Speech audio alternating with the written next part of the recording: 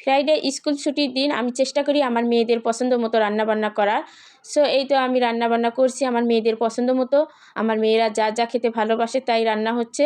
আগে ওদের কাছ থেকে জেনে নিয়েছি, তারপর রান্না শুরু করেছি। হ্যালো এভরিওয়ান, আসসালামু আলাইকুম। কেমন আছেন সবাই? আশা করছি ভালো আছেন। এই তো আমি সকাল সকাল রান্না শুরু করে দিয়েছি। আর সকাল থেকে যে রান্নাগুলো করছি সেগুলোই শেয়ার করব। আর ফজরের নামাজের পর আমার অভ্যাস চা বিস্কিট খাওয়া। আমি আগে চা বিস্কিট খেয়ে নিয়েছি। তারপরে এই তো রান্নাবান্না করছি বাচ্চাদের জন্য বা সবার জন্য আমি নুডলস রান্না করছি। সপ্তাহে প্রতিদিন শুক্র শনিবার বাদে মেয়েদের স্কুল খোলা থাকে, প্রাইভেট কোচিং সব কিছুই খোলা। আর শনিবারেও কিন্তু প্রাইভেট কোচিং খোলা থাকে। অনেক বেশি ব্যস্ত থাকে। তার মধ্যে আমার বড় মেয়ে তো এবার এসএসসি পরীক্ষা দিবে সামনে। অনেক বেশি ব্যস্ত হয়েছে পড়ালেখা নিয়ে। বাসায় একদমই থাকার সময় পায় না, খাওয়ারও ঠিকঠাক সময় পায় না। একবারে মাগরিবের পরে ইশার আজানের আগ দিয়ে আর কি স্কুল থেকে চলে আসে, কোচিং থেকে। আমি নিজে দিয়ে আসি, নিজেই নিয়ে আসি। অনেক বেশি ব্যস্ত, ঠিকঠাকভাবে খেতে পারে না, বাসায় থাকতে পারে না। অনেক ব্যস্ত। যাই হোক, তাই চেষ্টা করি সবসময় ছুটির দিনগুলোতে ওদেরকে ভালো-মন্দ খাওয়ানোর বা একটু সময় দেওয়ার চেষ্টা করি। তো এই তো বাচ্চাদের জন্য ওদের এই নুডলসটা অনেক বেশি ফেভারিট, অনেক পছন্দ করে। তো ওদের জন্য এই তো নাস্তাটা বানিয়ে নিচ্ছি। সবার জন্যই বানিয়ে নিচ্ছি। তো এই তো হয়ে গেল আমার সকালের নাস্তা।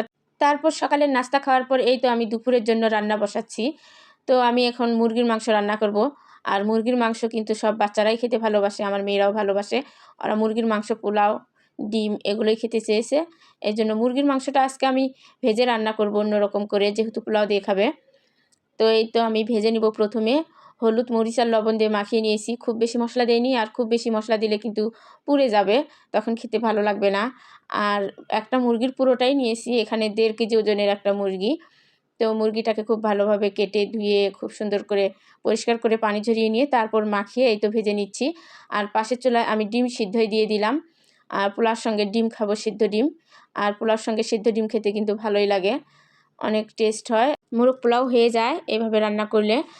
তো এই তো আমি মাংসগুলোকে ভেজে নিচ্ছি। এক পাশে কিন্তু ভাজা হয়ে গেছে, উল্টে পাল্টে নিচ্ছি। অনেক সুন্দর করে লালচে করে ভেজে নিব। আর এইভাবে ভেজে রান্না করলে কিন্তু অনেক টেস্টি হয় মাংস রান্নাটা। মানে অনেক বেশি টেস্টি হয়, বোঝাই যায় না যে এটা ব্রয়লার মুরগি বা ফার্মের মুরগি। এই তো ভাজা হয়ে গেছে, উঠিয়ে নিচ্ছি। আর আমি কিন্তু সরিষার তেলে ভেজে নিচ্ছি। আর সরিষার তেলে যে কোনো রান্নাবান্না কিন্তু অনেক বেশি টেস্টি হয়, অনেক স্বাদ হয়। তো মুরগির মাংসটা ভাজা হয়ে গেলে আমি আলু ভেজে নিব। এই তো আমি কতগুলো নতুন আলু দিয়ে দিলাম ছিলে। আর আলু ভাজার পাশাপাশি আমি ব্লেন্ডারের জারে করে আদা রসুন বেটে নিচ্ছিলাম। আদা রসুন বাটা হয়ে গেছে। আর এদিকে আমার আলুগুলোও কিন্তু ভাজা হয়ে গেছে, উঠিয়ে নিচ্ছি। অনেক সুন্দর করে ভেজে নিয়েছি লালচে করে। আলু ভাজাগুলো উঠিয়ে নিয়ে মুরগির মাংসটা আমি বাগার দিব, রান্না করে নিব। এই তো মুরগির মাংস রান্না করার জন্য আমি 1 বাটি পেঁয়াজ কুচি দিয়ে দিলাম। আর ওদিকে কিন্তু আমার ডিমগুলো খুব ভালোভাবেই সিদ্ধ হয়ে গেছে। ঠান্ডা পানিতে ভিজিয়ে রাখলাম, পরে ছিলে নিব ভালোভাবে।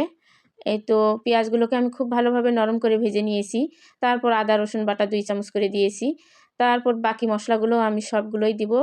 প্রতিদিনে যেভাবে রান্না করা হয় ওইভাবেই দিয়েছি। আর এত বড় ভিডিও আসলে নেওয়া হয়নি। আর ওই সময় ভিডিওটা একটু স্কিপ হয়ে গেছে মশলা দেওয়া। যাই হোক, সবগুলো মশলার সঙ্গে মাংসগুলোকে আমি খুব ভালোভাবে কষিয়ে নিচ্ছি। কষানো হয়ে গেছে, এখন ঝোলের জন্য পানি দিচ্ছি। আর ভাজা মাংসগুলো অত বেশি কষাতে হয় না, তবে মশলাটা কিন্তু অনেক ভালোভাবে সময় নিয়ে কষাতে হয়, নয়তো ভালো লাগবে না।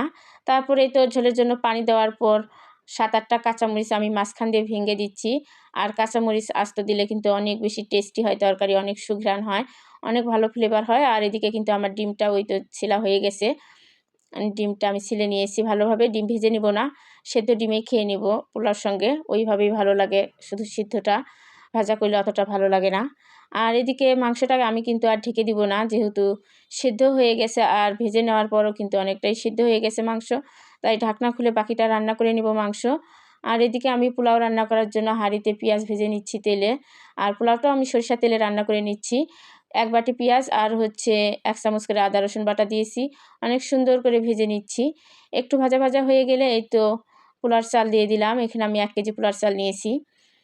চালগুলোকে আমি অনেক সুন্দর করে আদা রসুন পেঁয়াজের সঙ্গে ভেজে নিব। একটু সময় নিয়ে খুব ভালোভাবে নাড়াচাড়া করে ভেজে নিব। আর চালগুলো যত বেশি ভাজা হবে পোলাওটা কিন্তু তত বেশি সুন্দর হবে, টেস্টি হবে, ঝরঝরে হবে, অনেক মজা হবে। চালগুলো ভাজা হয়ে গেছে, এখন আমি গরম পানি দিব। আর গরম পানিটা আমি ইন্ডাকশনের চুলায় ফুটিয়ে নিয়েছি। 1 কেজি চালের জন্য 2 লিটার পানি দিয়েছি। এই তো পোলাওটা হয়ে গেছে, অনেক সুন্দর হয়েছে। আর এদিকে মাংসটা আমি দমে রেখেছিলাম, অনেক বেশি সুন্দর হয়েছে, অনেক টেস্টি হয়েছে, সুন্দর কালার হয়েছে। পোলাও, মাংস, ডিম আর সালাদ দিয়ে আজকে দুপুরের খাবারটা খেয়ে নেব।